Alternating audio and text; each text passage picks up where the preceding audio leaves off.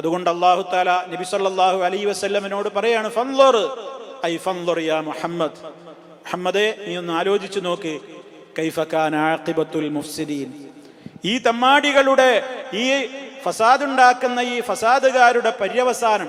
ആഖിബത്ത് എന്ന് പറഞ്ഞാൽ എന്താ? അവസാനം, പര്യവസാനം.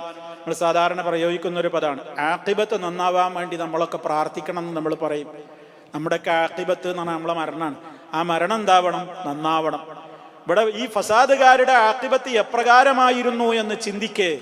എന്താണ്? ഒരു ദിവസം അവര് മുഴുവനും മുക്കിക്കൊല്ലപ്പെട്ടു, മുങ്ങി നശിച്ചു. അവര് മുഴുവനും വലിയ പ്രോപ്പർട്ടികളുള്ളവരായിരുന്നു, ഒരുപാട് സമ്പാദ്യമുള്ളവരായിരുന്നു, കോട്ടകൊത്തളങ്ങൾ ഉണ്ടായിരുന്നു, കൊട്ടാരങ്ങൾ ഉണ്ടായിരുന്നു, കൃഷിയിടങ്ങൾ ഉണ്ടായിരുന്നു.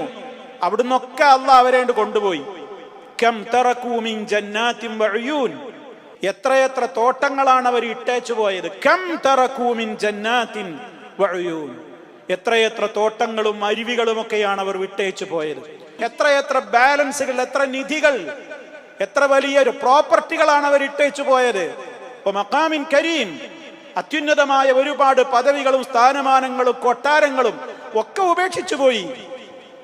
എന്നിട്ടോ അവർക്ക് വേണ്ടി ആരെങ്കിലും ഒരിറ്റ് കണ്ണുനീര് പൊഴിക്കാനുണ്ടായോ?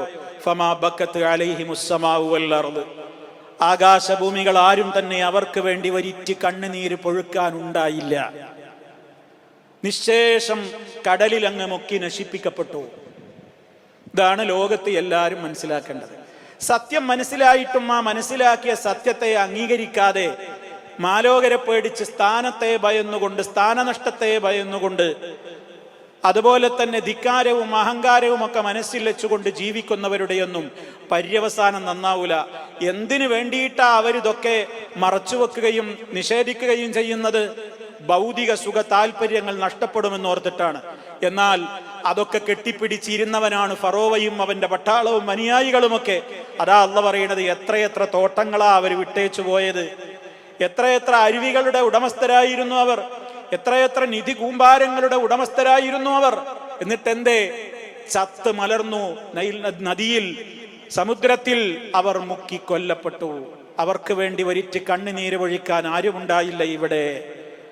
ഇത് നമുക്കും ഒരു പാഠമാണ്. സത്യത്തിനാണ് വില. ആ സത്യം മനസ്സിലാക്കുന്നതിന് നമുക്കുള്ള ചില്ലറ കാശിന്റെ, ചില്ലറ ലാഭത്തിന്റെ, താല്പര്യത്തിന്റെ മുമ്പിൽ മനസ്സിലാക്കിയ ഹക്കിനെ ഒരാൾ മൂടിവെക്കുകയും നിഷേധിക്കുകയും ചെയ്താൽ മരണം നന്നാവൂല, ഖബറിൽ സുഖമുണ്ടാവില്ല, പരലോകം വളരെ മോശമായിരിക്കും.